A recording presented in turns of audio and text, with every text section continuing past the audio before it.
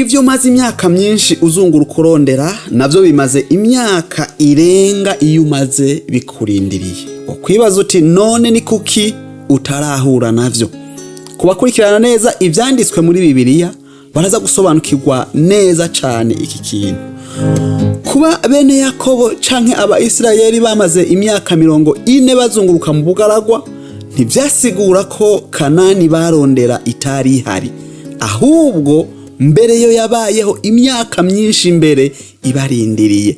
None niki catumye batayishikira n'ingoga? Sobanukirwa iki kintu. Hampande y'ivyo dusaba canke dukeneye hariho ubugombe bw'Imana.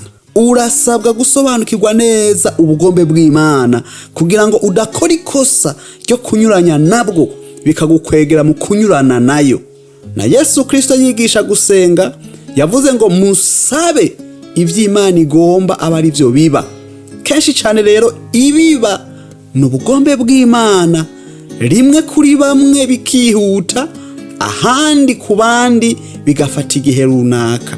Paulo nawe yarongeye arabigaruka ko mu cete yandikiye Abaroma mu gice ca 12 mu murongo waho wa 2 ngo kugira ngo mumenye neza ivy'Imana igomba ngo nivyo vyiza bishimwa bitunganye rwose. Ni ngombwa kumenya ivy'Imana igomba.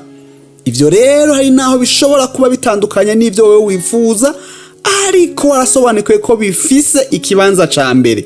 Uzotahura ibihe uri kuracamwo, mbere uzona vyakira nk'ibigutegurira kuba mu vyo yaguteguriye kera cane isi itarabaho.